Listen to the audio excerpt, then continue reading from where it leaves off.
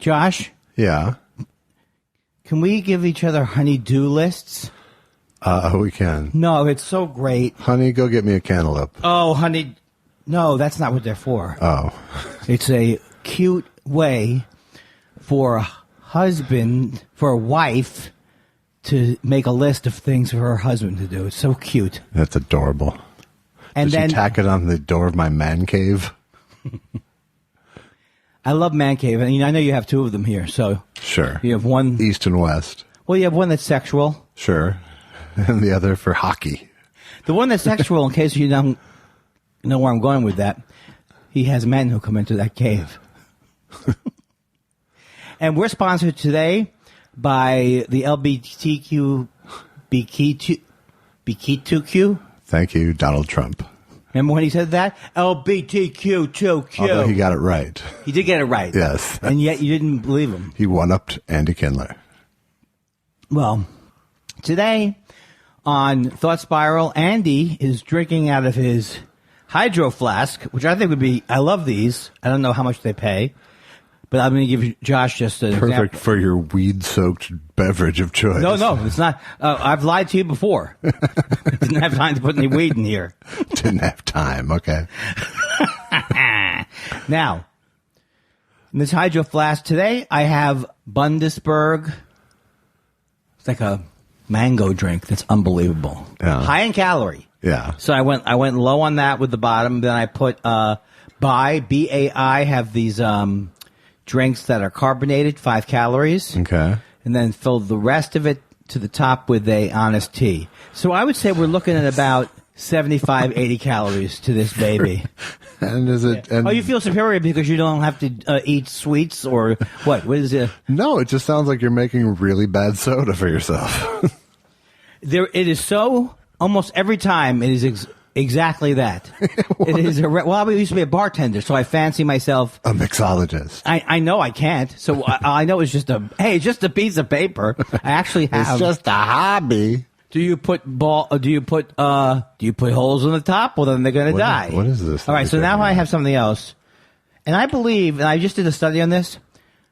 70% of the money that is now in pot, like since it's been legal, packaging. Yeah. Can you believe it? Yeah, that's like you pulled out this lozenge cozy. Yes, now I'm offering this to you. I'm going to leave it here. Okay. I'm not leaving it with you. Oh, I mean, fuck. did you get scared for a second? No, I did. got happy. Well, I give you you want these? Sure. Okay. I don't even know what they are, and I'm taking them. That's right. They're I see you've had one. They're sativa gummy bears. Yeah, and are they potent? I had one earlier today around 3 o'clock. I don't remember anything. Well, It seemed like a very nice body high. Okay. And the theory is that when you put it in a gummy bear, it gets into your system quicker than chocolate. I wouldn't go to the mat on it. No. All right, well, thank you. Well, thank you. I may do one, not now, because I know how you are. Towards the end. And when you mean towards the end, as you're kicking me out the door, that's what you mean. That's what you mean. Well, we're back. But I'll eat one before I go on the plane. That's right. You know what? I forgot I have a gig in Seattle. This was one of those another places I was going to see if we could do the podcast. And then my manager contacted me. Hey, do you have your flight for Seattle? No, I do not have my flight for Seattle. When is that gig? October 26th, one night only. Yeah. In Seattle. Is it a Monday? It's a Friday. Oh, okay. Oh, that would be bad if it seemed like all I did was schedule things on Monday. No, I honestly didn't know if you were saying it to promote it to the people. Promoting it was part of it. If you were putting up a warning for me. No to watch warning out for you. That day. Information for you, but for the listener, I call them listeners now. Yeah, that's good. This laugh that I do, I know it's annoying, but it's somewhat real. No, Phony. I've heard enough. I've heard it enough in both phases to know the difference now. Right. But do you feel like when I cackle, say, 40 minutes out of a 2-hour show, that is good? It's not good, but I would say it's usually, about 70% genuine. That's not bad. Yeah. Well, it's interesting you say that, Josh, because I am 70% genuine. I mean, am I going to complain about laughs? I don't think I should. No, but you can. I don't want to do like an Ed McMahon thing. No, but if we're talking like ranking bad habits that I'd like to eliminate from the podcast, your laughter isn't high on the list. Right. What would you? Is there a list? It was hypothetical. What, is there a list now? What am I? I like the way that I consider myself generous, and yet I gave you less because I've already eaten one of these gummy bears. Yeah. Also, you know what makes me esteemed a little bit? What's that? Does that look like a bear to you? It does not.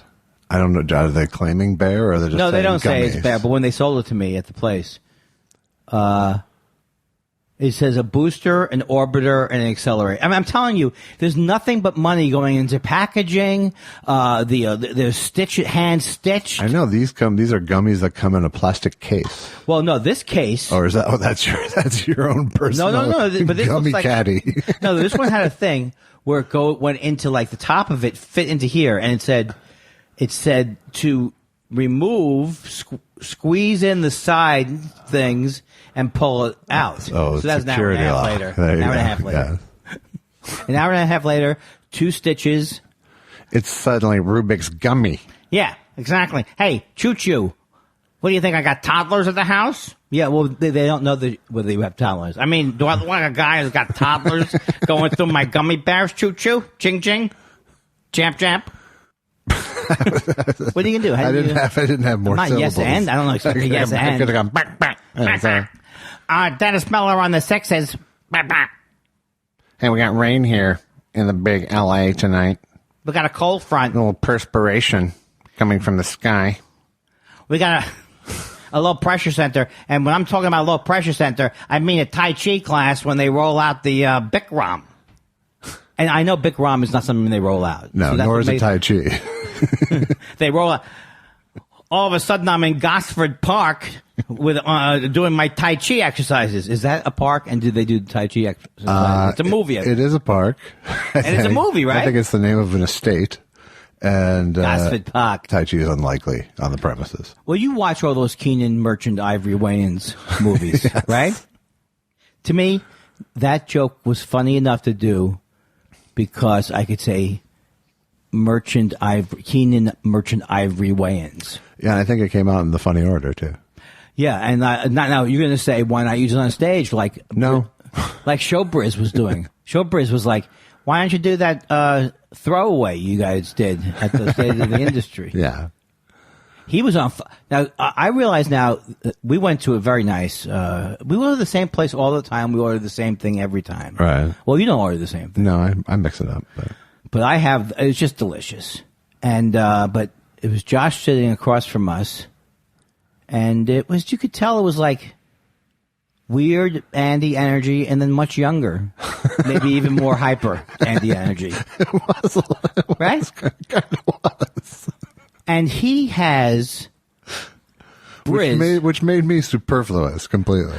All I could think of was that Showbiz, he was on, when he goes on, you bet, you talk about, it's like, maybe he liked my comedy because he likes I Don't Listen. Do you think that's it? Well, it's a weird game you two are playing because he clearly wants your approval really bad. You're clearly not going to give it to him in any sort of meaningful way because you like dangling it above him, and it's an interesting dynamic. No, but the thing that's not true. As anybody who spends any time with me at all knows, I'm warm, I'm comfortable.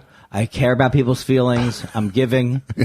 I'm warm. That's why he sighed and went, "Never meet your heroes" like 9 times during the breakfast.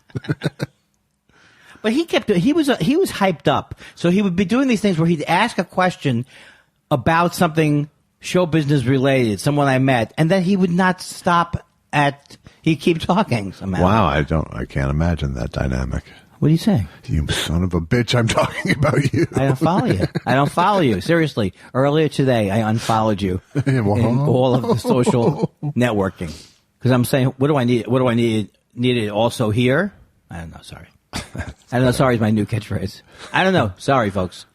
These things, all I do all day is come up with these weak jokes. It's better than your old catchphrase. Deal with it. Deal with it.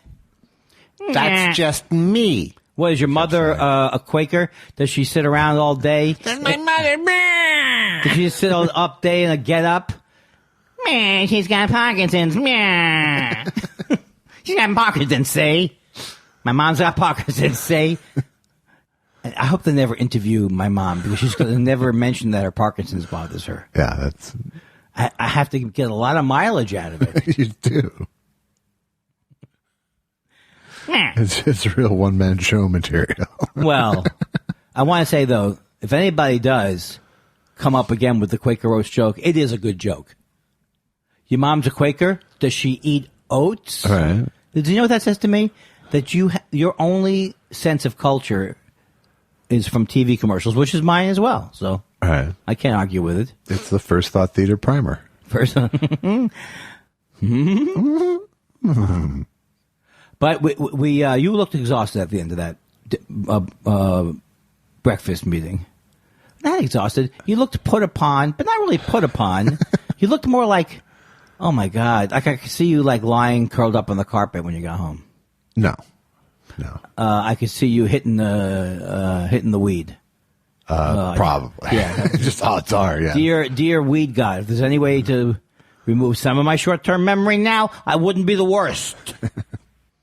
And you had your bird, or what Brazil thought was a bird. Your scooter thing. Oh, it's not a bird. It's not a bird. It's an Herbie. But that's like another one of those Alex Brazil. Here was his question. Hey, is this one of those birds? Do they have those birds out here? Yeah, Alex, I've seen them out. I mean, are they? No, yeah, Alex, on the west side. Yeah, the bird thing is crazy. That was a pretty accurate portrayal of that exchange, yes. Now, I think is he so nervous because I'm his hero and I may be the greatest living American left of the old style garbage vaudeville comedians? Am I one of a dying breed? Thank God. Oi! You're one of a cold breed. I'm very proud of us, though, because we both do not shy away from being Jewish. In other words, like... No, did you see the fan art that I like that a lot. That I'm going to have to look who it is now that I brought it up. It looks like... I look like a cross between David Susskind. Yeah. I kind of look like the new edition of the Protocols of the Elders of Zion. I don't even know what that group is, but I love the name. Yeah. Are there old people who want to go back to Israel? No, it's anti-Semitic literature that's been passed down for years and years, including Henry Ford, I think, publishing it. But they hook you with the Elders of Zion? Yeah, it is basically... What are we, superheroes? It's cooking Christian babies kind of... Oh, that part's true. Yeah. But the reason why you cook them is because they're hard to eat raw. Ba-ba-ba-ba-dum-bum. Eating babies. With potatoes. Potatoes. Baby eating jokes. Folks, when we're not... Nothing I say represents my own thoughts. Nothing I say here on the podcast, does anybody connected to the podcast stand behind? That's true. That I can stand behind. No, wait. So you went to, we talked briefly about it, about you went to the Palomino thing the other night. Oh, yes, we did talk about it. That's something that's happened since we last. Yes. I haven't seen you since then. No, we last recorded Sunday night, so you could do that Monday night. Oh, but I saw you at a dinner. The breakfast. We had a special dinner, right? We had the breakfast. A lot of industry people there. At the Palomino? No, at the at our breakfast place. Yeah. No, not really, but to me that was funny to say. So the Palomino, I never went there when it was open. I never did either. Allison did. Allison, it was. She said it was the first place she ever sang through a real PA system. That's pretty amazing. At their talent show day, Thursday night contest. Yeah. And the thing is that I've always been like most people I know who don't like country music. They don't know country music, or they just are referring to the horrible hits that are always on. You know, I left you in the morning and I came back at night and you took a bang. Don't you do the with my blue jeans. Was that Buck Owens? No, but so I did not have that feeling about country. I always, for some reason, loved country when I was a kid, but I never liked big hair country. Because cowboys. I don't even know. I think I'm lying. I can feel myself when I start to lie. Yeah. So I really don't know what I'm saying afterwards. Yeah, well, for those who don't know, which is probably virtually everybody, the Palomino was a like a 50-year institution in Los Angeles. It was a sort of the LA home of country western music. And all the big names would come through there and they would play there. You know, it was sort of like the LA Grand Ole Opry. Yeah. And it was sort of a honky tonk. I knew it from like, because it was in like the movie Hooper when I was a kid. Oh, wow. The Burt Reynolds movie. There was a big bar fight in that. And I think in Clint Eastwood's Every Which Way But Loose, the one with the orangutan, they were at the Palomino as well. Well, I know I experienced the Ronnie Max thing that he did, or there was a thing called the Sugar Shack or something where they... There was the Sugar Shack, too. There was a Sugar Shack. But I don't know what I was saying. But I mean, Lone Justice was there. Lone Justice, and that was my wife's ex-husband. Yeah, because my wife is sitting next to me, and she says, "Oh, isn't that Marvin Etzioni?" Yes. And I was so confused. He walked by me with his menorah. Yes. And he wasn't trying to he wasn't going out of his way to say, I mean, yes, did I get recognized, Josh? Yes, it did happen. By Marvin? No. Oh. So then they were giving out his CD, which I misplaced. Oh, okay. And it's some kind of bluesy thing. But so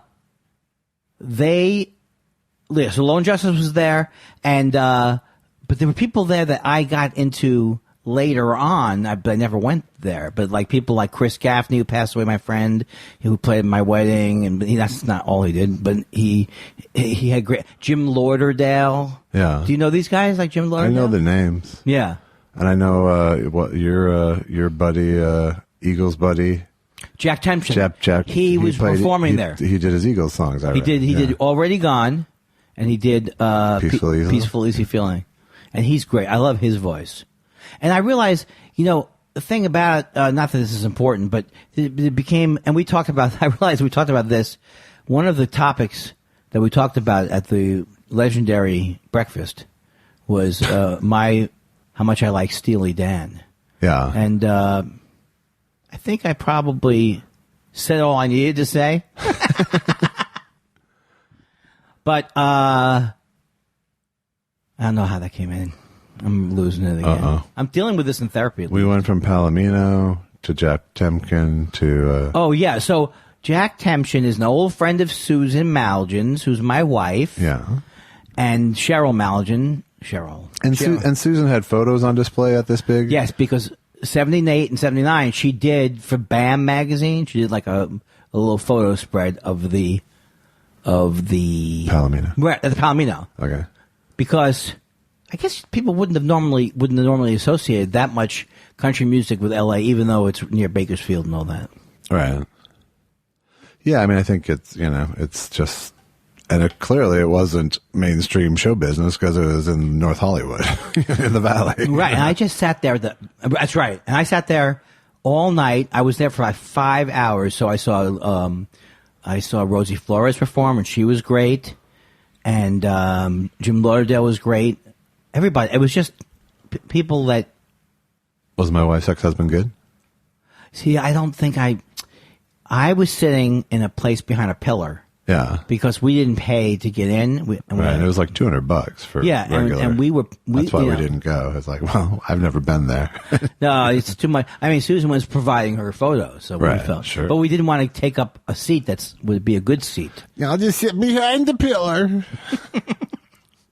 But I had a fun time. I really liked it. I haven't wanted to see music in many years, and I realized that it's another reason why I realize I'm healthier than I used to be, because I don't think I'm as hyper, because it'd always be hard for me to listen to music and not think about myself, and it's hard for me to give over to a concert. Right.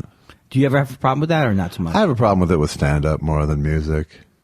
Yeah, that's understandable. I mean, part of it is that I don't go out to see music regularly, so if I'm going, it's because I'm seeing someone I already sort of idolize or revere, at least. I don't really idolize anyone, but... Except me. Thank you. But, so yeah, I don't get that, like, I want to, put me in. I don't get that, but it's hard for me to just go watch stand-up if I'm not in the show. But when I've seen which is to my detriment because, yeah, but I would meet people if I went and hung out. Well, that makes sense. But like, anytime I've gone to a place like McCabe's, have you been to McCabe's? Yeah. And places like that to see music, it is more like seeing comedy in terms of it being intimate, and it's not comedy, so I really can relax at a show like that, and not. But it takes me so much energy to get myself to go anywhere. Yeah, me too. It's like, but when I went to this, it's like, this was great. What am I complaining? Hey, I just discovered live music. Nobody knew about this. Yeah. You're welcome, world. You hear the rain? It's raining today. It's raining. There was quite a lightning display earlier too. Oh, you didn't call me up and tell me that. I'm sorry. I love it when it rains I love it every time it rains in California because every time it rains, summer showers touch the ground. I watch the rain come pouring down. Is that Randy Newman? I call out your name. Yes. I'm glad you recognize. From 12 Songs? No, later. Much later. I think it's from, Bad Love or something. I don't know that album. See, I stopped after Little Criminals for a while, and I missed a lot of stuff. Well, that's what I liked about getting the Steely Dan in my closet on a CD from the original albums I had. It was like I could trace when I started to not like Steely Dan was when I got one of those retrospective deals. Yeah. And with a band like that, which you, after 10 songs, maybe you want to kill yourself. But if you hear it the way the album was...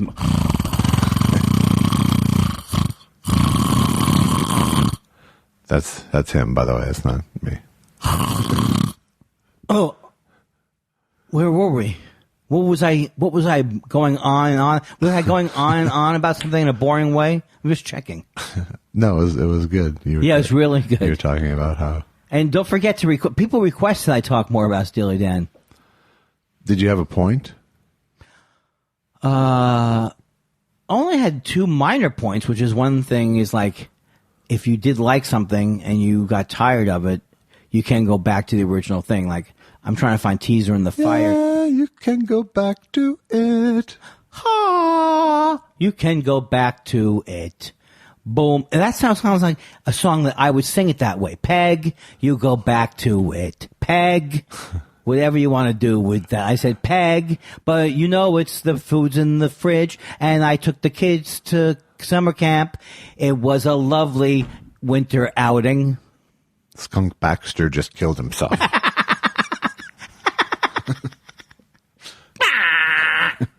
Now I'm hearing nothing about the fact. Now I'm upset about Lindsey Buckingham. Yeah. Why? I don't understand. Why he wants to still be in there? Lindsey Buckingham. Well, suing him's not a good way back, I don't think. Well, he's suing them because they're saying he can't cease and desist thinking about tomorrow. Well, I think they should cease and desist that song. Was that what the joke you were going for? Huh? Were you going for a joke? Yeah, and a good one. What would the joke be? You were singing the lyrics to "Don't Stop, Boom, Thinking About Tomorrow." What did I miss? You missed. I said cease and desist thinking about tomorrow. Oh, I didn't get that. I didn't get that. I didn't get that because as soon as I heard... I start thinking about my hilarious lines. Yeah, exactly. You piece of shit. Wow. It's garbage. I like when people call people garbage. I do very rarely do it, but I kind of get the urge to call people garbage. Do you prefer human garbage or human just garbage? Yeah, okay. Human garbage is better. When you're really it's upset. Less demeaning. Well, the thing is, I try not to go blue if I can. I try not to call you fucking, you weasel, you Trump. I try to avoid, I guess, interesting words. No, you're garbage. I don't want to get arrested by his thugs. Walter Matthau's thugs? Yeah, Walter Matthau's thugs. Enter. So what else now? What did you do this week? It's in the news. What did I do this week? I did. I'm ready for our assignment. You did your homework? That's very exciting. Yeah, I watched it today. In fact. Yeah. Well, let's go there then. Let's go there. Let's see see if that's worth a shit. What's that? We'll see if that's worth a shit. No, I think this is a good thing because the reason why I think it worked was We're talking about the Blues Brothers. That was our new for new listeners. We have a new segment we're testing out that we're calling Homework. And Andy's homework. Maybe we shouldn't call it homework. I'm looking for one to beat it. I just didn't, busy work. I just didn't want to pitch on it right now. Oh well, you could call it an assignment. I have an assignment for you. Oh yeah, that's way better than homework. Better. Yeah, you piece of you garbage, you human garbage man. So I watched the Blues Brothers this afternoon. I was already starting to freak out because I was like, I think I'm not going to be able to watch the Blues Brothers before tonight. I'm so behind on not doing other things. Right. And then what saved me, which was so great, was it was on my cable system free on Showtime. Oh, good. So I didn't have to go look on Amazon or Hulu or whatever the hell. Right. And I have to say, I really enjoyed the movie. I mean, it has the same problems that any chase movie, even French Connection. Right. Even in the French Connection, I start to tune out the chase scenes. Mostly because I can't follow them. Right. But I have I mean, was that budget $1 trillion? I mean, he destroyed about 4,000 cars. Yeah. I really loved the tone of the movie, though. I was surprised I loved the tone of the movie that much because I think John Belushi is like a hero to me. Right. And Aykroyd's a hero to me. For different reasons. Right. And like when Aykroyd's dancing and he's so serious about dancing. Right. It's just the greatest thing. It can't be anything greater than how seriously he takes, or when he's disarming the elevator thing or whatever he's doing when he gets into gadgets. Right. So, and then their relationship was very funny to me. They did like small kind of comedy that you would think would be hard to do combined with the fact that it was like a musical. And I also enjoy, it was like one of the, I mean, I like musicals, but I don't go out of my way to see them. But the musical part of it, I thought was kind of cool because it did like an old school kind of Yeah, because it was all great people. Yeah, and they weren't trying to lip sync it. Right. But Well, they were lip syncing it, but. no, I mean, they didn't try and sing it. That's always my gripe is like, oh, I can tell there, but I couldn't have cared less in this movie. Aretha Franklin. Apparently, Aretha had a really hard time lip syncing because she never sings anything twice the same way ever. Yeah, you could tell that it was not easy for her, but it wouldn't be easy for. But that's a great scene. She was so great, and it's one of the only songs in the movie when she does think. It's like the only song that fits in like a traditional musical way where it keeps the narrative going, even though it's not a song written for the movie, but it's the one song pretty much that actually fits in like it were a musical. Yeah, yeah. And she is unbelievable. Who's the guy who was in the Cook? Who then? Lou Marini. Oh, okay. Sax player from the Blue band. Then I didn't know that Tom. And Matt Guitar Murphy was her husband. McIntyre Murphy. Who's Alan Rubin? Alan Rubin is the trumpet player. But is he a trumpet player? Yeah. Oh, because I couldn't tell sometimes. I was like, I always get scared when I watch those kind of movies that there's a... Alan Rubin was the guy who was the maitre d' at the restaurant. Oh, okay. But then he... Oh, I'm mixing two people up. I'm mixing up one of the guys in the band. Well, I loved the Cropper, and I just loved watching... knowing who he was. I mean, all of the things that were shot musically was great to me. You know, it was like the spirit of it was great. But I certainly got bored at times. Sure. Because well, it's completely episodic. It's not much of a plot. There's no plot, and I would think the thing that I thought I was very impressed by was that I don't normally like that rootless... It's all because we're singing songs thing. Right. But I thought they really captured... Like, I don't think of those guys as my favorite blues musicians, Aykroyd. Right. Blues, but I don't think they got in the way of anything. I think they brought music that, like, a lot of people hadn't heard. I hadn't heard a lot of those songs before. Well, and at the time, all of those artists were in the doldrums because of disco and because of Steely Dan, and, so it was a boon for blues music. And he even says Belushi after he does the song, and then he says who, Wilson Pickett. Right. He referenced it. So I thought they were very reverent to, and that was all Aykroyd. Aykroyd was the one who taught Belushi the blues. Oh, okay. Aykroyd was the one who was a real historian and an aficionado. Yeah, because like those songs that he sang, That like not in that movie, but the other one they did. He knew rock and roll. I had no idea what those songs were. Yeah, that was from Briefcase Full of Blues. Yeah. Yeah. The live album. Oh, wait a second. The live Blues Brothers album? Yeah. And is that good too, kind of? Yeah, it is. Because it's that band, except for it's Paul Schaefer and Steve Jordan, who went and did the Gilda Live movie instead of the Blues Brothers movie. Oh. I'm surprised that... I'm not surprised I haven't seen... I was surprised I saw this one. I'm glad you did. It was amazing that you came through. I was very happy with it. And also that they can't... Also, because I'm recently more into rhythm and blues than I've ever been, they really had like a lot of the music they liked had more of a rhythm and blues feel to it than it had to I woke up in the morning and my dog was dead. You know what I mean? It wasn't like standard blues. It was blues that rocked. Right. And I think a lot of that, it's so hard when you say what's this and what's that, because all the movements that became called soul or funk or rhythm and blues, they all had crossovers, right? You know, but they all kind of represented a swinging kind of sound. Well, and they did a really interesting, survey of black music, by going from James Brown, Cab Calloway to James Brown to Aretha Franklin to Ray Charles to John Lee Hooker to, and so. Yeah. But that part of it, where it's like an ongoing like acid trip party, or it's a movie that's like it's a mad. Example of a movie that I didn't like with that thing would be like it's a mad world, which maybe I need to see again. But these movies where I was just so put to sleep by the constant lack of any plot, except we're going to go to Phoenix now, right? I was not bothered about. I kind of like bought into the kind of timelessness of this. Like, right. I don't know how they made it this way. I mean, they also got Nazis in. I thought you'd like that. The Nazis are so good. Oh my God, Henry Gibson. Yes, he's great. I don't think I've ever could have a better or more hilarious Nazi depiction. He like one scene he's like painting a bird, painting an eagle. An eagle. Yeah. And John Candy's really funny. Yeah. Oh, I was very impressed.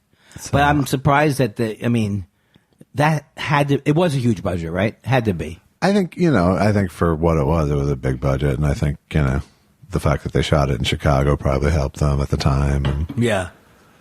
I say, what do I say? I don't know. 5, I don't want to have stars, but like 5 sativa. Spirals. 5 sativa. 5 thoughts. 4.5 thought spirals. Yeah, out of. I don't want to give a rating. I love. I'm not asking you to give a rating. I don't think that's the. I don't think that's the. Stop game here. Pressuring me. So you're glad you saw it? I think that's the rating. Are you glad you saw it? Yes, because it took me out of my momentary worrying thing too. I also like about that movie is that it's like it holds on. It has that 70s urban grit. Yeah, it does. I think of it as Serpico grit, right? But it has that. But it's genuine. It's really great. They pick great locations, and I love even just like the flop house is great that Elwood lives in. It was it's just like you couldn't concoct better squalor. I do love when Aykroyd is focused in a strange way. Like I don't even know what he's thinking. It's like. He's got so many different things going on. Yeah. Like minutia, like he loves the cops, and he loves police. He knows so much about so many of these minutia things. Well, he doesn't love police. He's smart about evading them. He learned. Oh, I didn't know that. Oh, I guess he had trouble with police. Yeah. But okay, I thought of him as someone who would go. See, I thought of him as someone who would like go on a ride along or something like that. But maybe not. No, he was an outlaw, and so he. Just learn to think like a cop is kind of how I saw it. Which I think a lot of that's in Dragnet too. Their version of his wasn't he in Dragnet? He played Jack Webb with Tom Hanks. Yeah, I don't have any memory of it. It was an iffy movie. Yeah. I'm not going to go to the wall for Dragnet. Don't. So now you. That won't be homework. Nah. So did you? I did. I listened to Mitch Hedberg's, what was the name of the album? Altogether? Altogether. And it was really interesting. It was, first of all, I could literally feel that it was recorded at Acme. Oh, that's interesting. I didn't know. I didn't know it. I didn't confirm until afterwards, but I could totally then he said during the thing, he mentioned Minneapolis at a couple, I was like, oh, it must be, but I could feel it. And it was an Acme crowd. They didn't buy everything. Right. Yeah. But the things that were interesting to me about it is, I always thought of him as sort of descended sort of straight from Stephen Wright. Oh, yeah. But there's like a lot of just Seinfeld in him too. Just observational minutia bits. Yeah, that's true. It is true. Yeah. And very personal. I think he's very personal in the way, even though he's not revealing himself. I don't know. It's like, I don't know. It was an interesting thing for me because it made me remember that he was still kind of new. Well, that's true. You know what I mean? He died, I could still feel like this isn't a guy who's been headlining a long time. Absolutely. And so it was, it was really up and down. I thought, there was like tentpole brilliant jokes in there, but mostly it's just like, it's a guy. It was almost like looking at Xerox copies of his notebook pages. Mm-hmm. The way he, you can see the first thought theater and then the second thought and then you see everything on his list that most people would just be brainstorming. And so the quality control is a little iffy, I think. There's a lot of tags that aren't nearly as funny and he doesn't edit well yet at that point. I think this is, but there's also but this is a later taping, I think. Yeah, he had done one album before, and then I think he had maybe done his Comedy Central special. Right. But I don't know that he ever got to mastery. He just was super fun. I mean, he's a super funny character. I mean, he himself is really funny.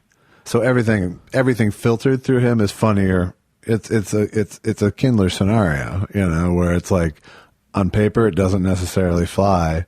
But coming through the right energy, it's very funny. Well, especially since the fact and I saw lots of commonality between him and you too. Oh, I definitely feel that. There's totally, yeah. Oh, yeah. Well, he said it was a contemporary, but yeah, I could feel there's a kindred spirit. Because there's a little, I hear like anxiety from him too. Yeah, and like his first album, which was the one, which is also great. I don't know the name of it, but he had a bass player play. Yeah. And I think he had a bass player play because he was maybe I think he was nervous for a long time about that he was just doing short. And you can feel that. And you can feel that he's artificially fluffing things up to make them chunks instead of just a joke. Because often there's one pearl. See, I don't even listen to it that way. Yeah. That's so interesting. I break down everything. You know me. Yeah, but that's so funny because I never even thought of it. There's a lot of bits where it feels like, he wrote a subject, candy bars at the top of the page and brainstormed through it. Yeah. And you see every thought he had kind of come out, and there's like two really good ones. And then usually there's like, what he's willing to do is do like 3 iffy jokes to do one really great joke that's based on the 3 iffy jokes. Well, my favorite thing that he does on that album is he does an add-on to a previous joke. Yeah, and he even says that's the new part, right? Which I thought was such a slam comment on the Louis C. Not that he was commenting on Louis C. But the whole Louis C.K. You never repeat material, and just the fact that he wanted to add this thing to the joke.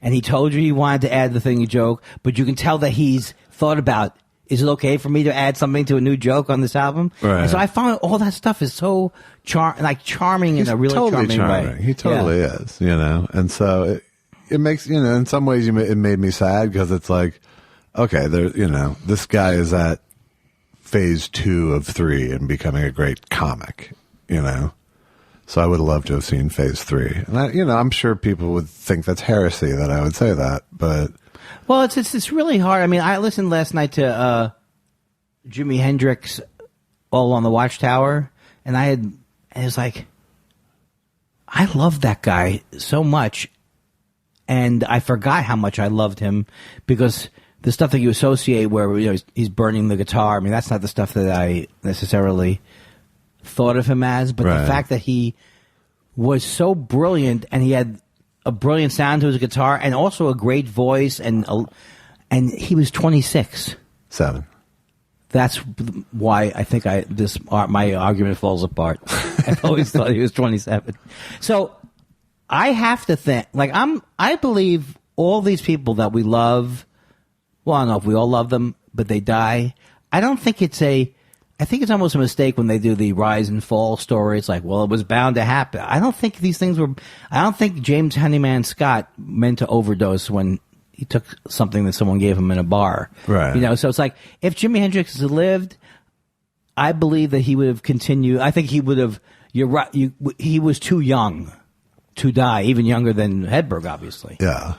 But Hedberg is like one of these guys, it's hard for me to even quantify when I kind of love someone so much. And I met him early on, too, and Susan had done the shots of him when he was really healthy, and I mean, when he was just like maybe just smoking pot, who knows what he was doing? But anyway, he was very happy, but he was always a very shy guy too, know? And I also didn't know him as well as other people knew him, but I always loved to see, I always loved him to see him and stuff. Yeah, I mean, I never knew him. I don't know that I ever even met him in person, but very shy, very shy. Yeah, but then it could be funny. See, a lot of those guys, when I was writing that summer newsletter at Just for Laughs, a lot of those, like with Patton, which I wrote a couple of years, like a newsletter thing, he would come into the room and hang out, and Tom Rhodes and all the people, Blaine Capatch, all these people who were there would hang out, like, because we would be writing till like 6 a.m, and it's hard not to romanticize that period. Sure. Yeah. I think that's the hard thing about death too, because I mean, when John Lennon died, it was like, I've said this a million times before, but it literally crushed me. And you would think, well, you don't know that, you didn't know him. Well, I didn't have a parent die before that, but it just kind of crushed me. And now when I look back, I realize, oh, it was a bad time of my life. There were a lot of different reasons, but now I don't have the same pain when I think of John Lennon. Right. And I think it would be nice if I could lessen that obsessive compulsive part of me that goes into the museum and looks for the first thing I look for is how long someone lived. Right. And then I go, that's pretty good. Or you just get it out of the way. Yeah. Yeah, I mean, Belushi dying was a bigger deal to me than Lennon dying, but that was just a function of my age, I think, too. Because I was like, 10 or 9 when Lennon died. And Belushi affected me not as much as Lennon, but it affected me pretty amazing. And I was like older, right? Yeah. What year was it? Belushi or Belushi. Lennon? Belushi was 82, I think. Belushi really was. Belushi really affected me. Not as much as John Lennon, but in a lot of ways. And I saw that Continental Divide movie. Yeah. Which I liked that movie. I do too. So I was like, It's really, yeah. I mean, that movie was like, oh, yeah, he could have had a long career. Yes. Right. It wasn't a great movie, but his performance was, he had all the moves. I guess I can relate. I think anybody who's ever, like, I've never, as I will say, almost too much, so that I don't think people will accuse me of doing heroin. I've never done heroin. I've never done a drug like that, and but I can relate to wanting to be high. So whenever I think about Belushi, it's like I can relate to the part of him that was, this is the most fun, let's go nuts. Yeah. But so I've kind of always so for a long time I would keep remembering that and go, why didn't he have this speedball? Why couldn't she have not come over? It's like that regret kind of thing you do in your mind that I think is a lot of that's just we're kind of programmed to think about that there has to be. Well, his life had a bad ending. I mean, he did die young, but it doesn't mean his life. He fucked up his life. I guess he did. I don't know what I'm saying. Well, it's not only tragic. You know, right? And that's that's what I was saying about my right. dad the other week. You know, where it's like he died at 52, but it's like, well, but you can't say he didn't have a complete life. You know, right? No. And so that's to some extent true with Belushi too. You know, where he's certainly got to burn the fuel that he was looking to burn for, but it was a nitro tank instead of a Prius. Yeah. But he, I think, it's still a tragedy, but, 35 years later. I like it when, I like now that I think of Lennon and I don't think of that anymore. It's just it got to me to be like. Well, now it's like, people of that generation have died of natural causes. So it's like there's a whole bunch of people who are dead now. Yeah, because he was born in 1940, Lennon, so he would have been almost 70. He'd be more than 70 now. I can't deal with it. He'd be 78. 80? Almost 80. He'd be 78. Yeah. Holy moly. Well, he should have retired by now. If he was alive now, I'd be doing it on the podcast. When is Lennon going to stop? Enough already. Enough already with Give Peace a Chance. And if I hear him do one more song about the Vietnam War. The war is over. It's over, John. I don't care who wants it. And then I launch into my Yoko material. My tried and true Yoko material. Yes. Well, I'm going to cry because we've talked about real things tonight. Now, you know that the sound of my voice is one of those, how long have we been doing it? I mean, it feels like a good show. Now, I would say we've been going for... No, not quite. That's bad then. That's bad. Then put that out of my head. Yeah. I have on Sunday, I'm emceeing a funeral. What? Really? See the nervous laughter I added to that? Is it someone I know? I don't know if you know them, but it was my father-in-law, my stepfather-in-law, who died a few months back. But everyone was out of town for the summer. They're hanging with all these English people, and they all went back to England for the summer. So, are you nervous about it? Not really. I would be. No, I'm really not. I'm always nervous because what's expected of me is really just emceeing, and whatever I add is kind of optional. So I'm gonna write. I'm writing a little top of the show speech. But mostly I just have to traffic cop the whole thing. But that doesn't make me nervous. Is it a family that would normally all laugh at the wake type of thing? We'll see. Do you know? Yeah, no, they're British people. So are they reserved British people, or are they part of the British invasion? They're part of the British invasion. I like the fact that I know 4 things about every country. They're all slightly older than the Beatles. Right. Are you going to spend the time when you're not emceeing asking them if they knew the Dave Clark 5? Okay, I couldn't stop myself from saying it, and I didn't know what it was either. Right. It was a little Dennis Miller. Now, where is this? You're going to ask him about the Dave Clark 5, huh? Hey, why don't you ask him the last time they saw Every Mother's Son in concert? Hello?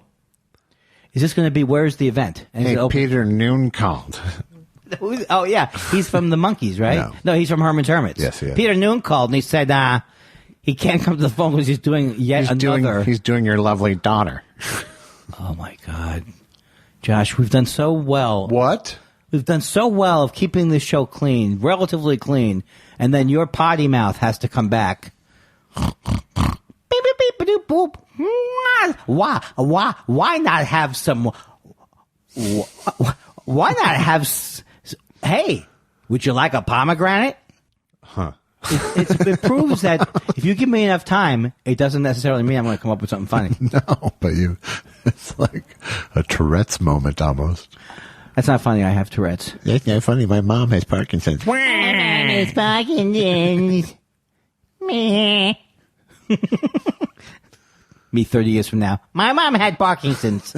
Andy, please. Please. The rest of the people... We've proved the existence of God is not the case.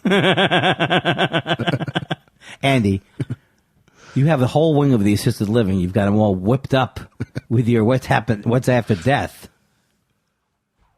nonsense. So I did my homework. I'm so proud of it. I'm so proud of it, too. Now you have a precedent. I was trying to remember. Oh, Carrie Fisher was funny in it. Carrie Fisher was great, yeah. There were a lot of people who were in it to win it. No one sucked in it. Nobody sucked. Yeah.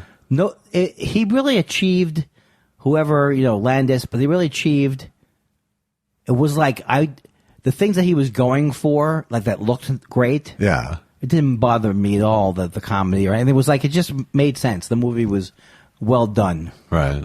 I am so glad I'm not a critic because I have nothing useful to offer. I haven't said one thing. You gave me this assignment, and all I've done is go, it was good, and it was nice. Hey, it's our first week. It's first assignment. You'll get a style. Okay, I got another assignment for you. You ready? Yeah.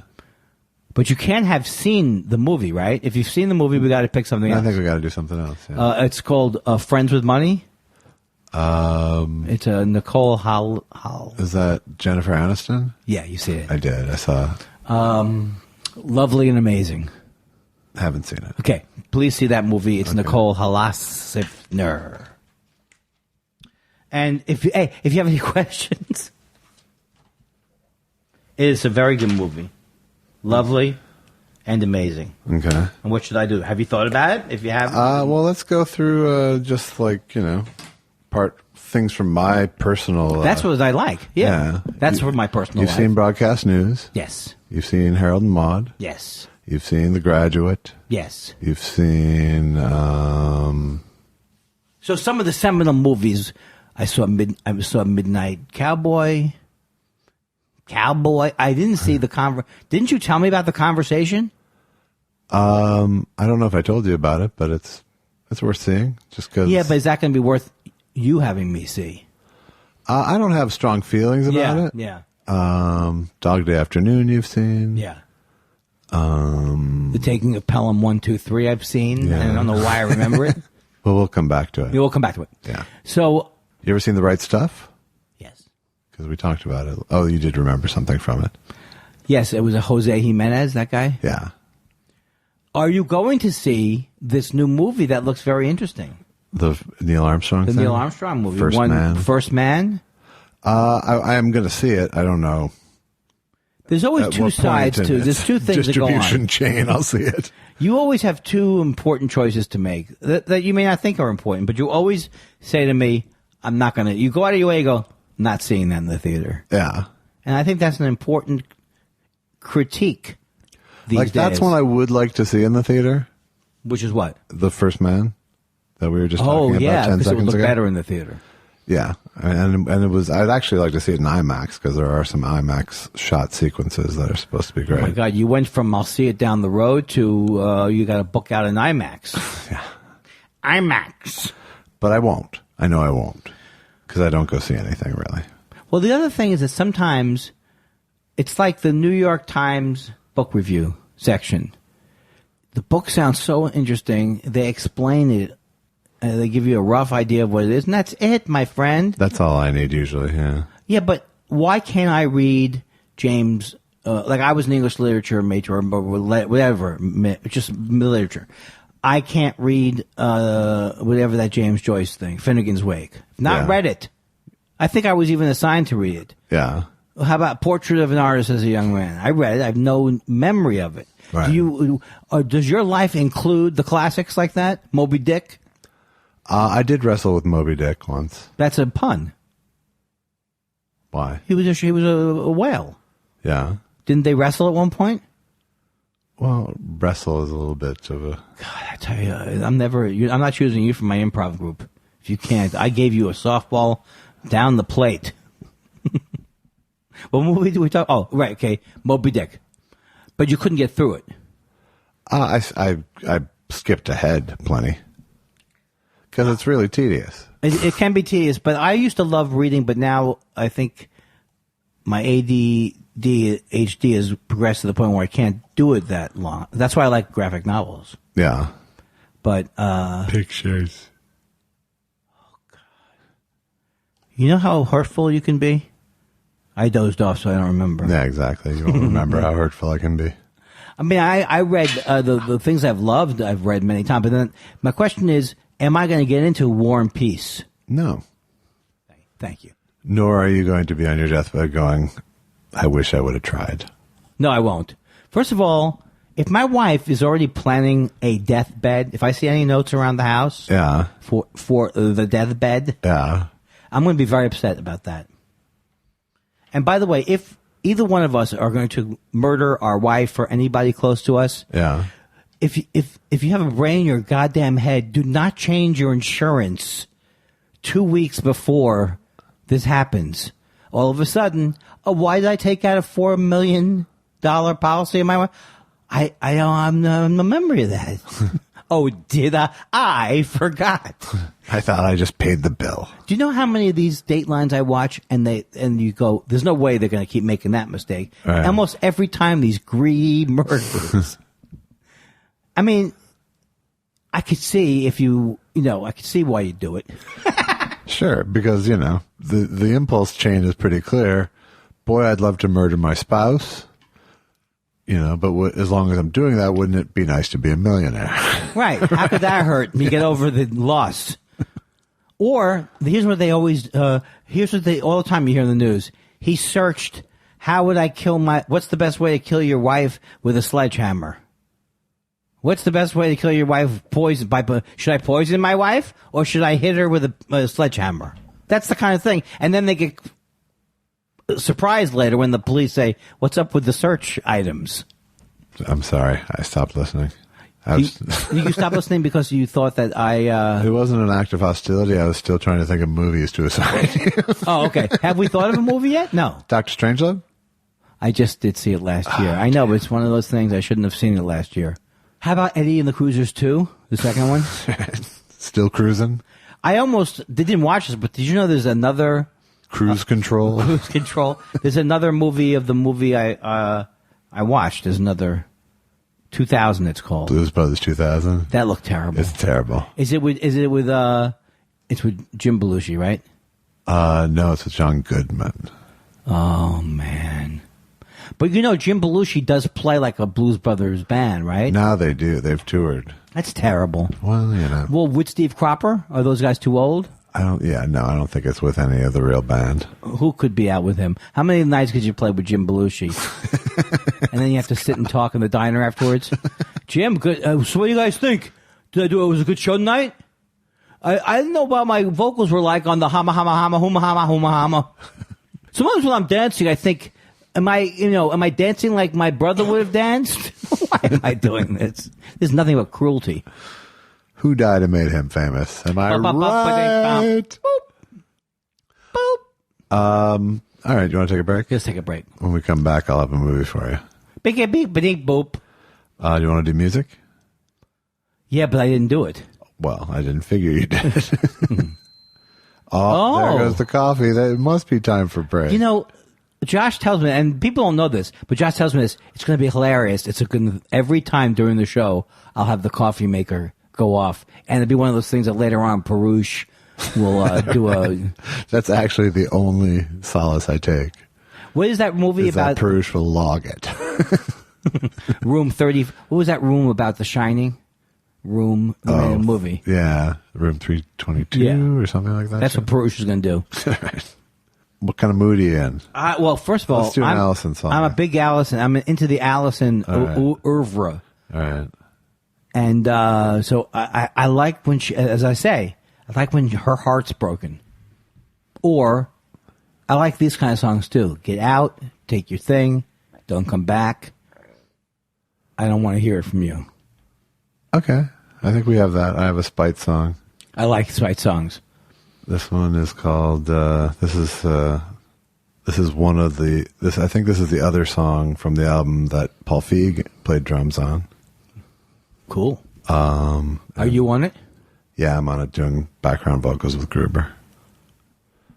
And I think I co-wrote this song too. It's called Somebody Loves Me. I love it.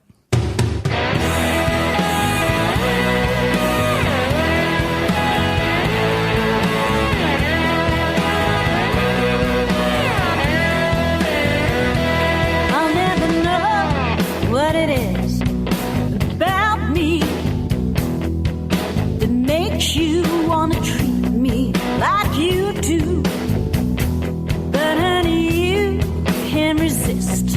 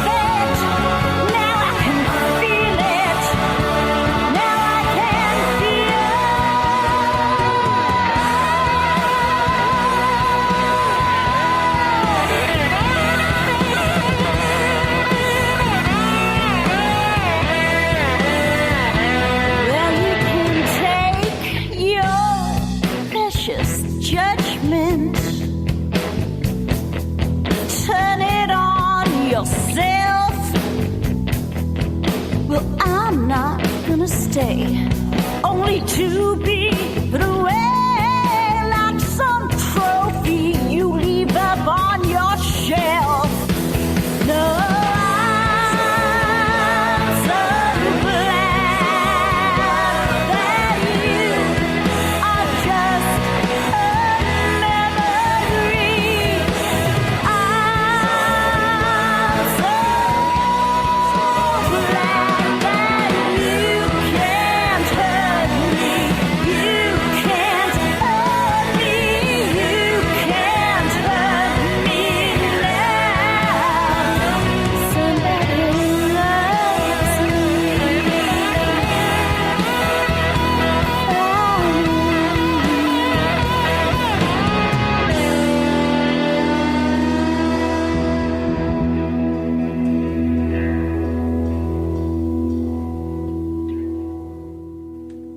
Yeah, that's my favorite. That could be my favorite. I like when there's anger. There's anger in there, and I love the harmonies.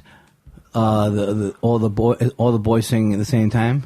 Yeah, it's just Gruber and I with multi-tracks. I love it, and she's so angry, but it's also celebratory. You know what I mean? Yes. Fuck that guy. Yeah, that's the song. That's the track that opens the album. Which album? 1,000 Ways to Fall. Oh, are you in? And you, but you are the one. You are in 1,000 Ways to Catch Someone. Aha. Yeah, I am the somebody who loves her in that song. I know that. And the thing that's sad to me about it is that she would delude herself into thinking. It might be about her mother, by the way. And then, can I say one more thing? Yes. Let me finish. These are the kind of songs that we need more of, where you delve into it. You know what I like? I like when you don't know. Is it about my mother? Is it about... I'm just saying it might be. Oh, it's not about her ex-husband. No, I mean, I think it's a conglomerate of people who made her feel bad in her life. Yes. Thank you. And that was dedicated to her mom. Look, nobody can make you as mad as a woman scorned. Yes. I'm trying to cover up for everything now. But it's very... That's the other thing, too, is when I like lyrics... Like, I like that lyrics in Steely Dan when he says, I cried when I wrote this song, sue me if I play too long. I love these things where I relate to how sentimental it is, even though it's sarcastic. Yeah, well, you like the meta-ness of someone talking about the song that they're in the middle of. I like that, but it's also like with Randy Newman. Like, you'll have an album with Good Old Boys, which will be a scathing takedown and satire of Southern prejudice. Right. But then he'll have that song, You Look Like a Princess on the Night We Met, which is a beautiful song. With your hair piled up high, I will never forget. I'm drunk right now, baby, but I gotta be. I couldn't tell you what you mean to me, but I love you the first time I saw you. I always will love you, Marie. I won't go on. Oh my God! I'll tell you. I'm gonna have to cut some of that I know, out. but I'm wondering if there's a way to include it as an homage. The song that the tree sings when the rain goes. Sorry. You're a flower. You're a flower. You're a river. You're a rainbow. I'm drunk right now, baby. Or is that the different song? That's the previous verse. Oh, because I sometimes mix up Guilty, which I also love. A lot of good Randy Newman. You know what, folks? I've been thinking of this new podcast, and I hope Josh is up for it. It's Andy talks about things that he likes. And we'll start off with the Tumbleweed Connection. It will be the first episode. And it's all going to be like a lot of stuff like this. Like good old country comfort. It's fucking... Right? It's the opposite of the State of the Industry address. Right. Yes. Amarina? It's both positive and not funny. Amarina. But there's always songs on an album. There's always songs on the albums that I loved that I start to resent after I hear them 15,000 times. So like Amarina, I don't really know what that song's about. Yeah. Is it like a war? Is it like a Confederacy war thing? I don't know it well enough to debate it. Speak to it. I'm not conversant in Amarina. Hey, look, choo choo choo choo choo choo choo choo chang chang. A couple of loose ends from before the break. Are you going to do things like the Times does? Last week we spelled Weinstein. I am going to do that. The person we were talking about who did the really cool piece of anti-Semitic listener art. Yes. Was Jim Meehan. Jim Meehan, so great. I'm kidding. I really like it. It's very cool. No, it's really great. You did hang the Jewish hook on my face there, I got to say. If he can't get some of that crowd that hates Jews into this kind of art, what's the point? I look like I'm lending you money in the picture. It's so Jewish. Any anti-Semitic rumblings that result in more money for Jews is good Jews. I'm shaking you down for a Venmo contribution. Cool. And the other loose end is we've decided Andy's movie, his homework for this week, is The Big Lebowski. That's great. And can you introduce that again, but say, let's do a little housekeeping? I love when people do that. Hey, we're going to do a little housekeeping. What's here. that? Did we forget to say something? I forgot earlier? a couple of points earlier in the show, and I'd like to do a little cleaning up. I'd like to do a little tidying up of the information. What do you got in your mind, big guy? Well, first of all, I'd like to say Andy's going to be listening to The Big Lebowski. He'll be watching it too, so. The movie with Lebowski in it. Well played. Not well played. No. You know what movie I like, but I don't think I could see it again, would be Kingpin. Yeah, it's a one. You know why? I think there are people for whom it's their favorite movie. Right. But yeah, for me, it was a one-timer. Kingpin is like a Coen brother movie if the Farrelly brothers directed it. Kind of.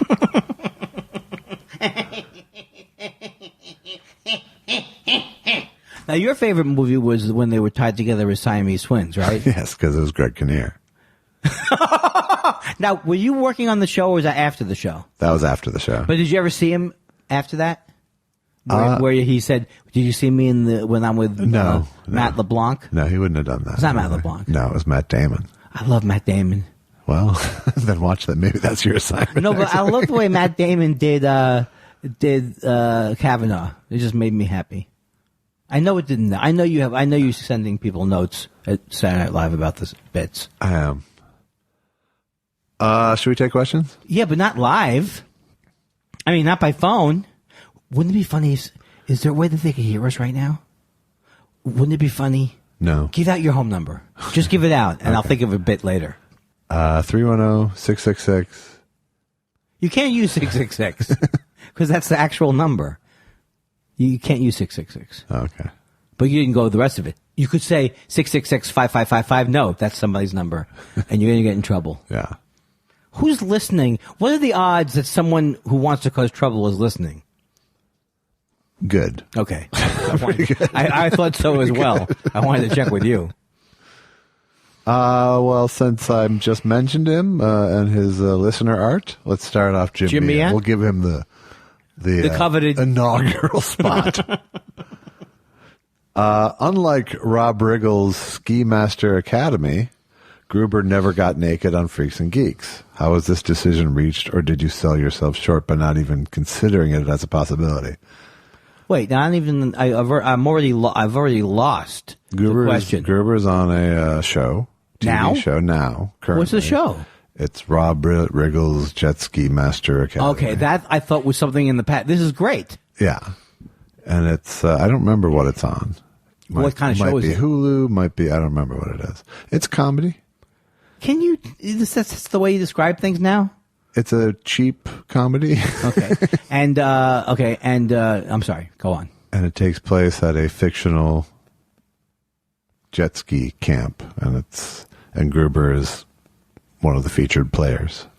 Oh, cool. But I don't want them. And I only watched the pilot, so I haven't seen it. I haven't seen Gruber naked, but he did play the naked trucker for like 10 years, and had no problem with it. I saw plenty of Gruber naked, especially when I played bass in the band behind the naked trucker. I saw a lot more Gruber than you wanted to. A lifetime's worth of Gruber. You know, a lot of people say Andy, was it ever strange to work with Gruber on his naked projects? How could it not be? This guy was all hands all day long when I would work with him on our scene study together. This isn't a creepy bit, and it's not a funny bit, and I think I should create my own hashtag for it. Stop it already. Stop it already with stories. Creepy, not funny. Hashtag. Creepy, not funny. Hashtag creepy, not funny. Greg Kelly, what would Foster Brooks order at Chili's? Well, I think that's pretty obvious. It doesn't seem obvious at all to me. Some pork ribs. I don't think Chili's has pork. I think you're mixing up Chili's with... Baby back, baby back, baby back. Oh, is that Chili's? Baby back, baby back, baby back. Who would go to a place like Chili's? Or maybe if you want some appetizers, he could order some some chicken wings. Mr. Kindler, Mr. Weinstein, says Chris Woods, hamburgers or hot dogs? Interesting. I saw this. Another one of the things, like 15 minutes after I post, ask questions, I see this and cannot remember that I just put it on there. So I almost answered it. And I will have to say, if I had to choose one that I could only have for the rest of my life, it'd have to be a hamburger. But I have been eating hot dogs recently. Yeah. Last 2 nights, and I love it. The last 2 nights, really? Yeah, the last 2 nights I had At Hebrew home? National. At home, yeah. Okay. Skin on Hebrew National? I didn't know that they came both ways. Yeah. They make a full line of wieners. Full line of wieners? That sounds like Steve Bannon's... Sounds like a draft physical. I'm kind of liking Anthony Weiner again. I don't know what it is. I really feel I'm looking forward to his post-prison. 3rd time's a charm. So you go hot dogs. No, I think you go hamburgers. But I wouldn't. If you told me you couldn't have a hot dog, I'd be upset. It's situational to me. Like at a barbecue, I'll go hamburger. Oh, because the smell is fantastic. It smells better. It's just, you're just, you know. But again, like you, I'd be sad if I could never have a hot dog. How sad would you be? Seriously, not there's people sad. who are having their babies ripped from their mothers, so and that's what you're claiming is bad. They'd rather have a hot dog. Yes, that's what you're saying. And we'll be back with more. What's it when you're trying to snowball? We'll be back with more gaslighting, Josh. So before you lifetime score, though, I've eaten way more hamburgers than hot dogs.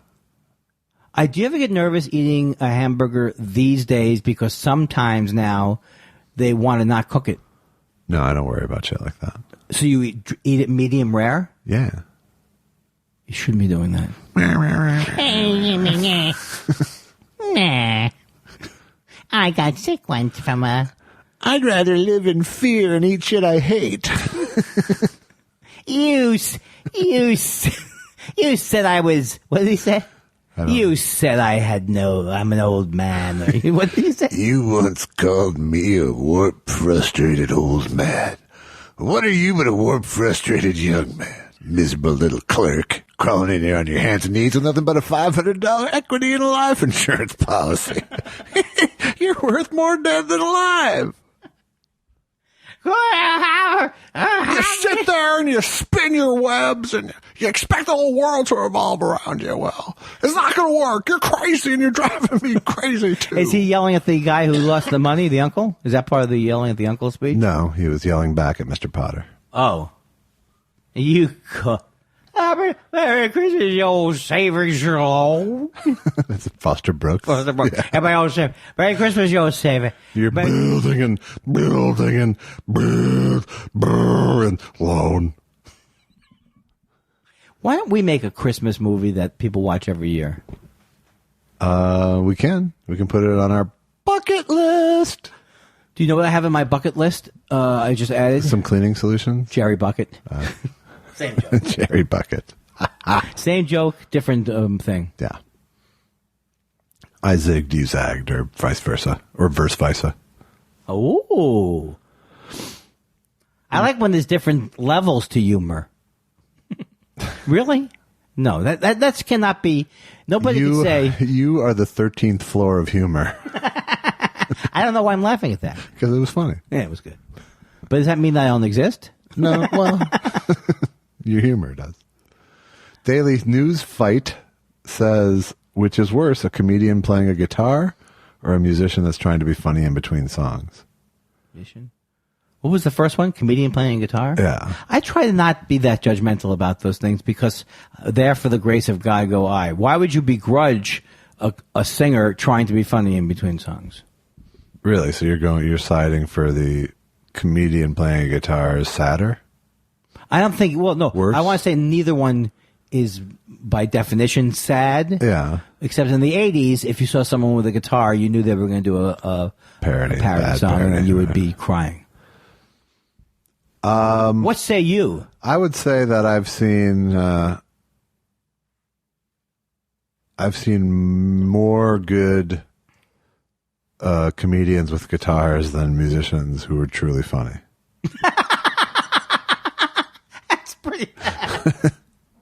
But when you the interesting thing though is like when you listen to Randy Newman, like he's as funny as a comedian. Absolutely. Yeah. No, absolutely, and that's why I love him. And he uses irony in a way that most comedians are afraid to.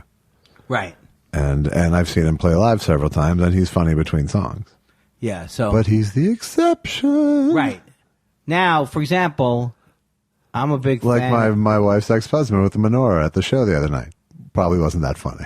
I didn't know if he was. Is he trying to? It seems like he's trying to get a laugh. He's trying to get a laugh. I'm sure. What is he saying? Jews. I don't know. We're crazy. I think so. Yeah. I couldn't watch it anywhere through. I was watching him through your lenses. I was like, yeah. Oh my God. I'm not hostile towards him. I know, but I decided that you were. No, I'm like kidding. No, he had a nice energy to him, and he had a nice menorah. Yeah. That's why. I think that energy is what makes him a good producer. Yeah. Is he really?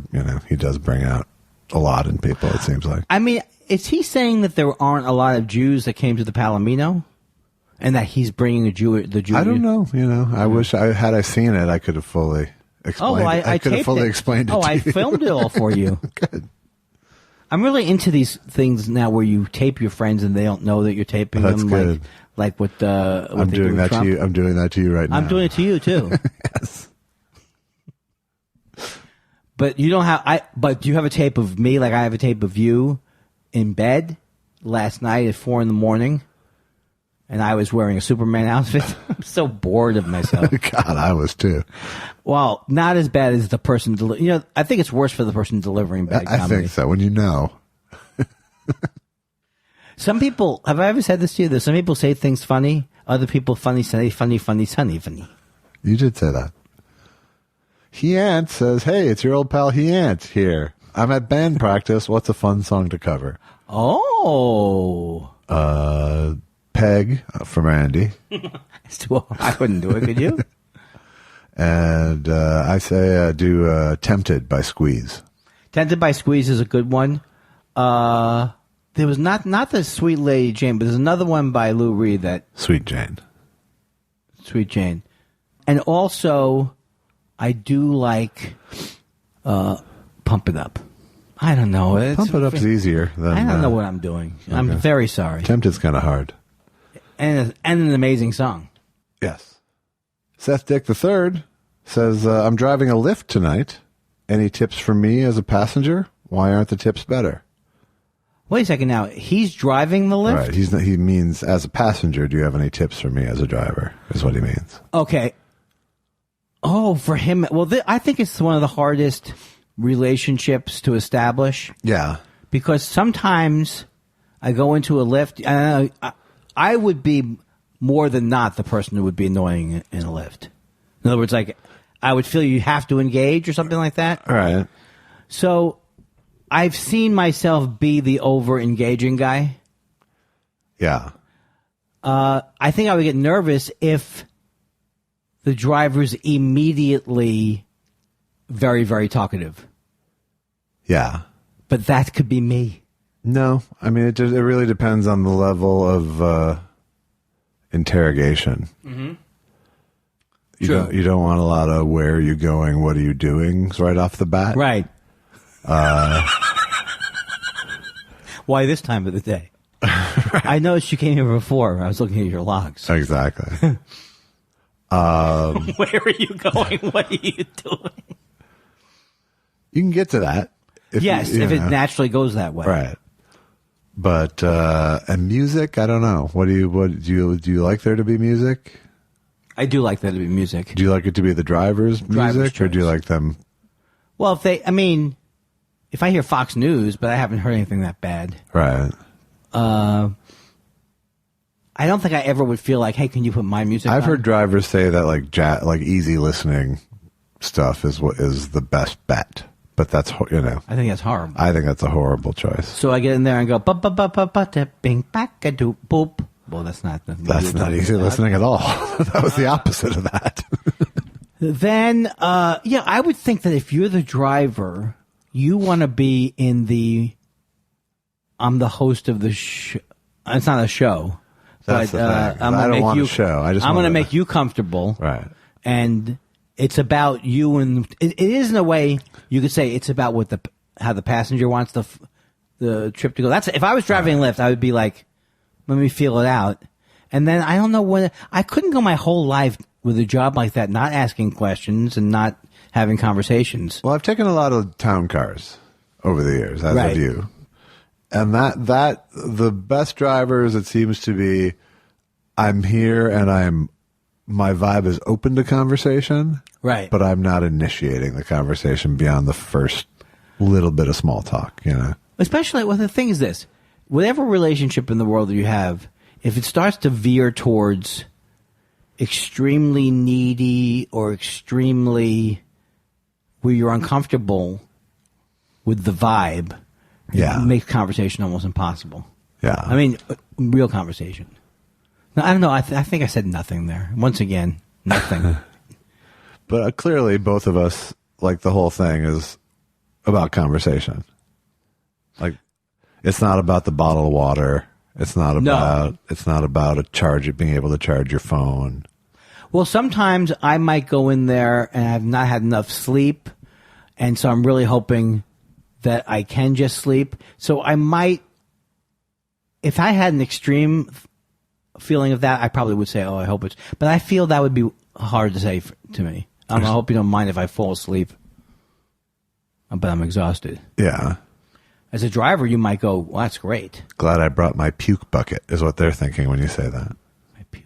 Oh, because you're sick from drinking? Yeah. Well, especially when I greet them with my bad drunk impression.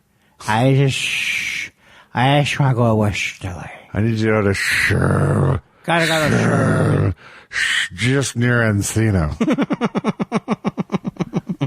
I think that is a legitimate Forster Brooksism. Because Encino is easier to say if you're drunk than Sherman Oats. Oats. Alrighty. So I hope we helped you rack up those tips, Seth Dick III. Enlightened Misanthrope says, you guys are responsible for me podcasting. Any advice for a fledgling podcaster? Well, we are fledgling podcasters ourselves, I think. That would be, well, yeah, if we all of a sudden jumped in with after doing this as long as we have, we've learned very little. Did she say what was the word she used? Is she? I don't know. It's an enlightened misanthrope. So a misanthrope. Okay. I like the idea of it's genderless. I like the idea. I hope you call it the enlightened misanthrope. I think that's a good name. Because misanthrope is someone who can't have a normal. What do? They hate people. Well, that could be said of me. Could be said of me by the end of one of these. Am I right? I do have advice, though. Is try not to think about it too much, because that's my big thing. Is like except for all the podcasts that you listen to are very well thought out. No. I don't mean like that. I mean try not to think about. Try to get off your own back a little bit. So in other words, if it's true that you do need to listen, like someone like me, if you're yelling at yourself, you're not listening. I try to get out of my own way, like to not think that much about anything. Right. And I think that's when you start. When we first started, I was like, it was very uncomfortable because it did seem odd to me. Yeah. You know? And it can still seem odd, but not like when we first started. So I would just say, I don't know. That's always my advice, is to be nicer to yourself. Yeah, I think we've moved from frustration to fatigue nicely. Tommy Barcanero.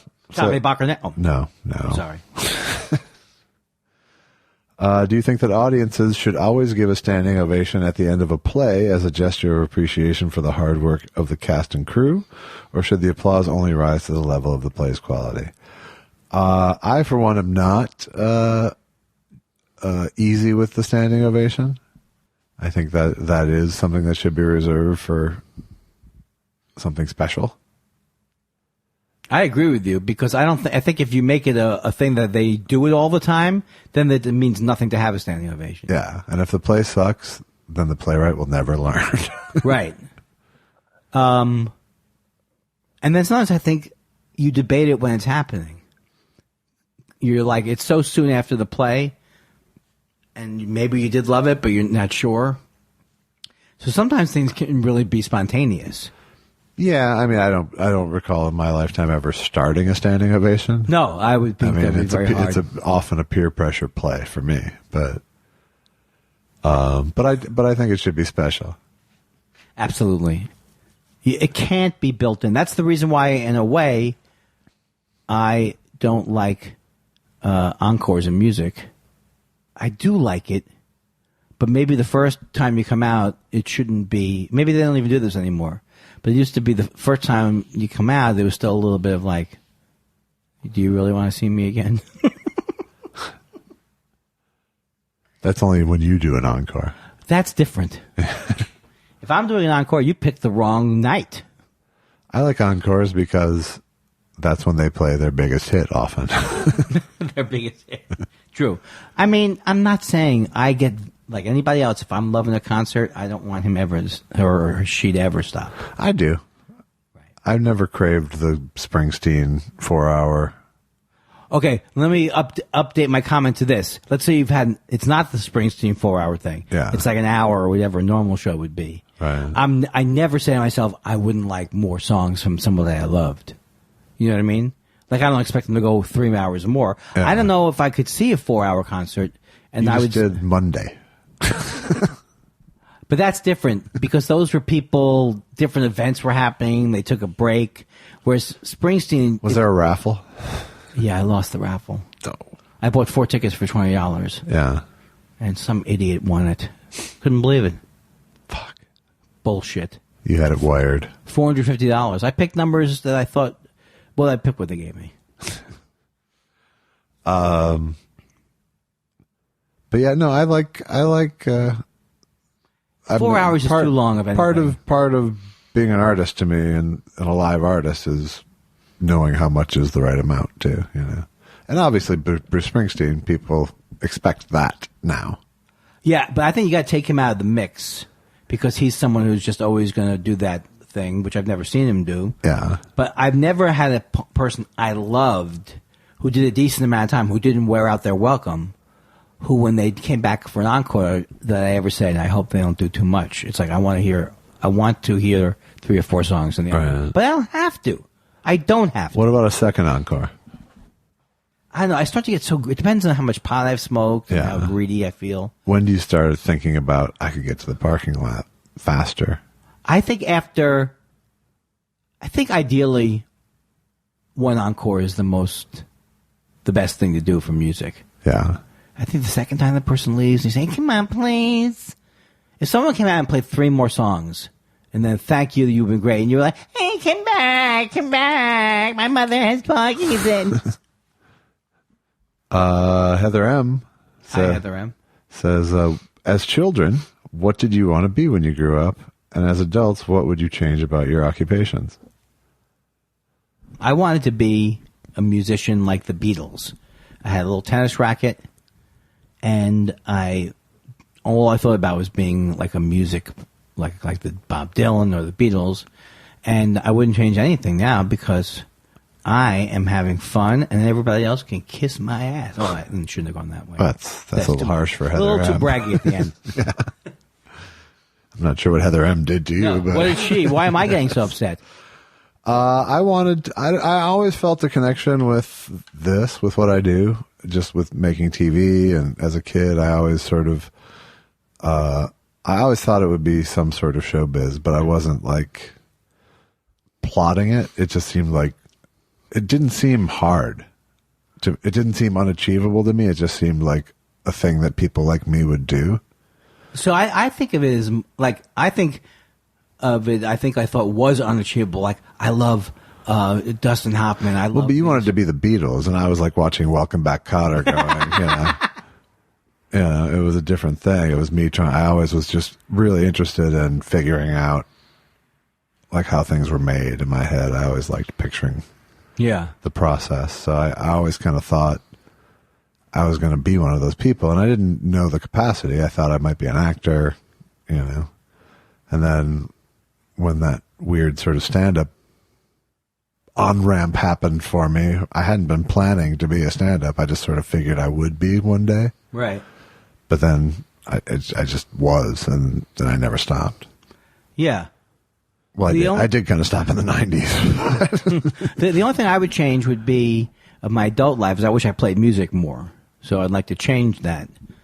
But I also wish I wasn't rushing around everywhere, and I'd like to have a more relaxed life. And I don't mean like relaxed like I have so much to do, it's exhausting. Right. I mean relaxed that I built up this way of doing life that's just used to be panicked running around. Well, I don't run around panicked anymore. That's good. Yeah, I don't have any I would change something about, just like I'd love my next project to be apparent to me right now, Right. But I thought you meant like a parent. Yeah, no. I would like to act in a movie. I've always wanted to act in a movie. I think I fantasized about that more than anything else in my life when I was a little kid. So we're like a week's away from that, hopefully. I think so. This could be it. So I wouldn't change anything up till now, but You mean, are you referring to me specifically? No, I couldn't I was have doing a been bit. less. Just doing a goddamn bit. Can I do my own I'm so sick and tired. I'm trying to do a fake argument. I'm so sick and tired of you telling me what to do. I called you a piece of shit earlier, so. I didn't hear that. Oh, okay. Now that I hear it, it hurts. Why does it hurt? Because this is a mean thing to say. It's true. You're human garbage. You garbage. Morgan Wilson says, play Misty for me. That's just. I love that movie. That's creepy. That's, I do love that movie, though. Do you?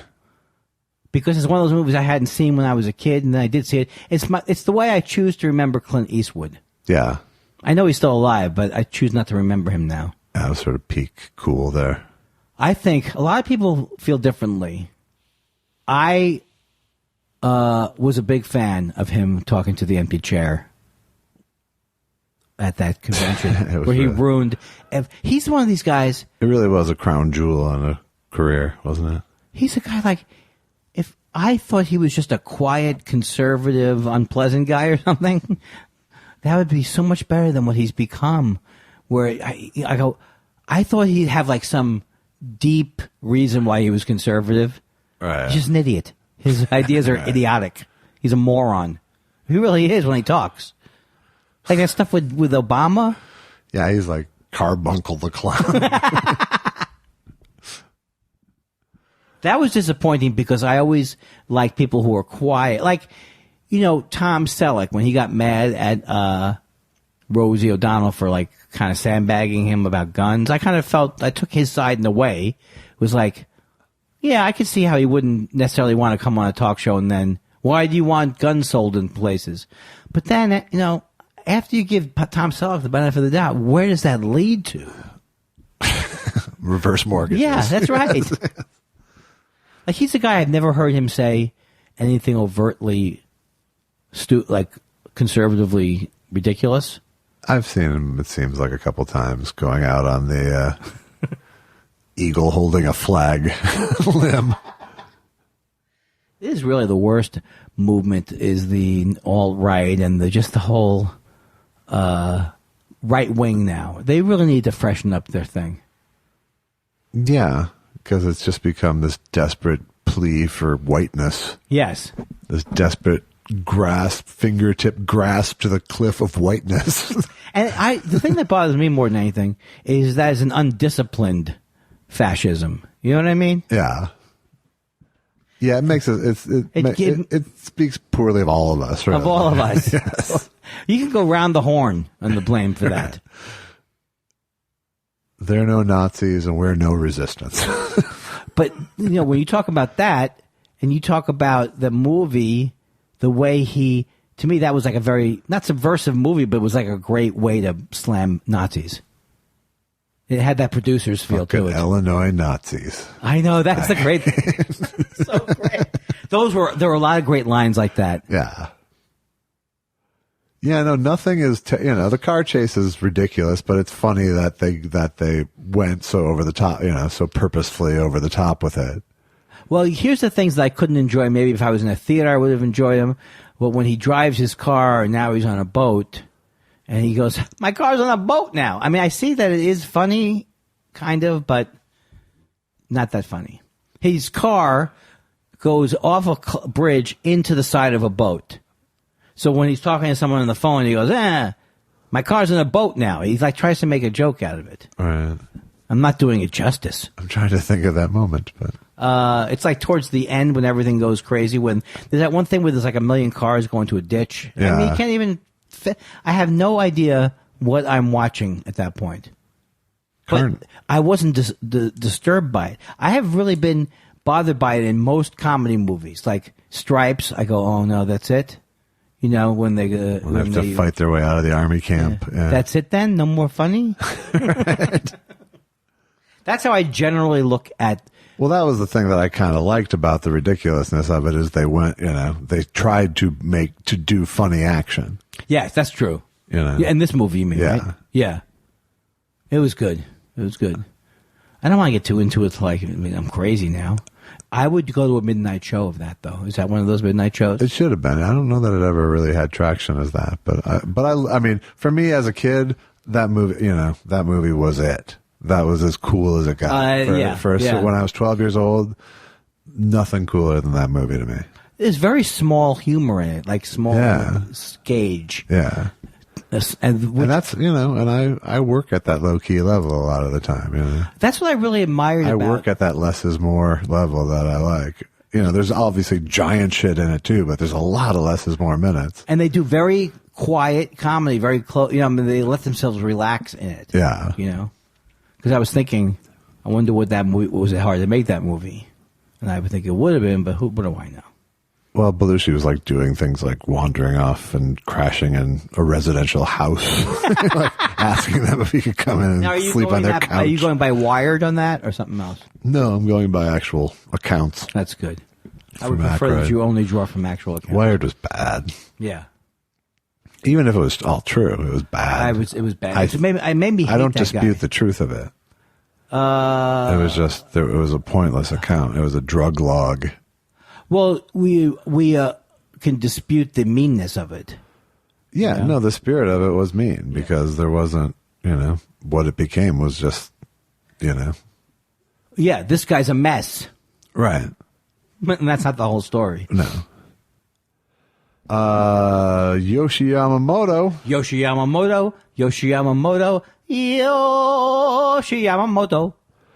Do you guys know what a thought is?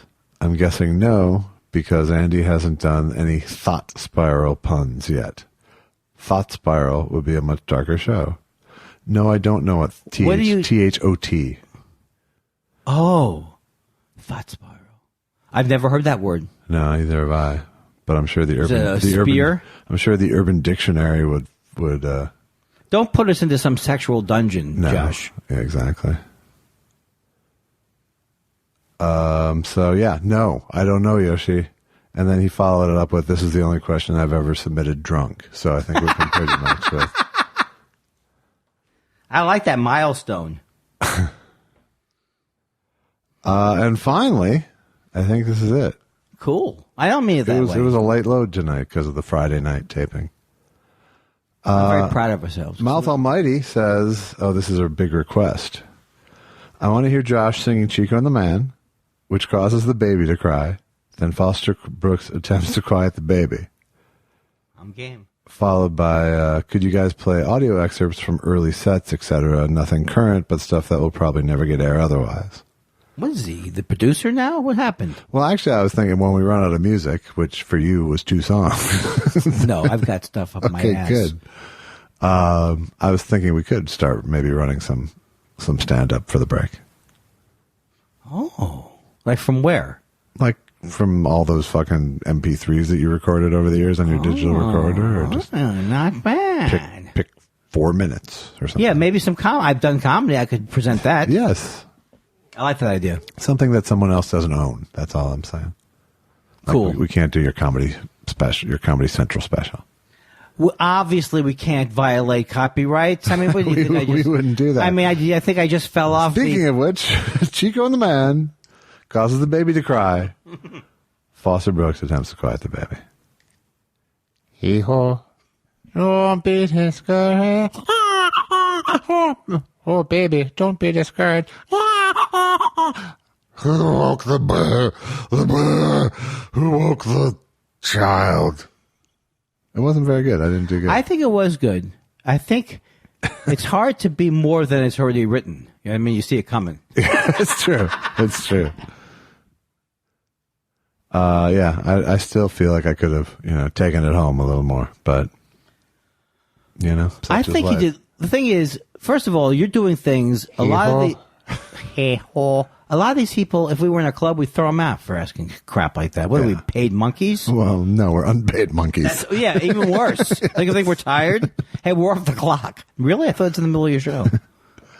We're off the clock. We are off the clock. But I do want to say, when is this coming out? What day? This will be coming out like the 22nd. All right, I'm going to be in Seattle, and this is the first time you know about it, Friday one night, September 26th. Not September. October 26th. So do you want to start over? Hi, I'm Andy Kindler. You may know me from Thought Spiral. I will be in Seattle on Friday, October 26th. Do you know where? It's at Laughs in Seattle. Laughs Comedy Club. That's a good. This is the worst plug. Clue. Hey, if you want to ask us a question, please write us to thoughtspiralshow@gmail.com if you have questions. Well, if you have any sort of emailable thing, that's not the question. No, that's not the questions when we asked you. These are Twitter questions. Yeah. I think I could. We answer questions by email all the time. I could have said it better myself, right? If you want to talk to us during the week, write us. Oh, I thought you were going to give out your phone number. No, I was just. I would love. I'm going to give out my home phone number, and I'm just saying, don't overuse it. Okay. I'd like a few calls a day from Perush mostly. I want Perush to call me 7 times a day and say, ask me a question about the show. On show 7, how long do you think it was between when Josh was upset with you and you started to cry? Well, folks, that's another Thought Spiral. And I'm pretty. I think my prediction: this could make it into the greatest hits. You think? No, I don't think. No. I don't know. Last week I felt bad as I was leaving, like I was tired. It's because I scolded you. You scolded me last week? I did. Yeah. I don't want to remember it because you know what? I want to keep it fresh. Are you talking about scolding me for the idea pitch? No. Oh no. Oh, for falling asleep? Just for. There's so many things I could have done wrong. I can think about. You were listening. That's not the time for that hobo I killed down by the railroad tracks? Hobo. That's not when I started to eat the molasses taffy with ice cubes in it. Yes. But I want to say we love you very much. We do. We love all of you. Why don't we do a thing where can I play theme music and we can pretend to talk in the background? And that's it. So we'll see you next week. That was funny, man. Are you going to get something to eat? Peas and carrots, rutabaga.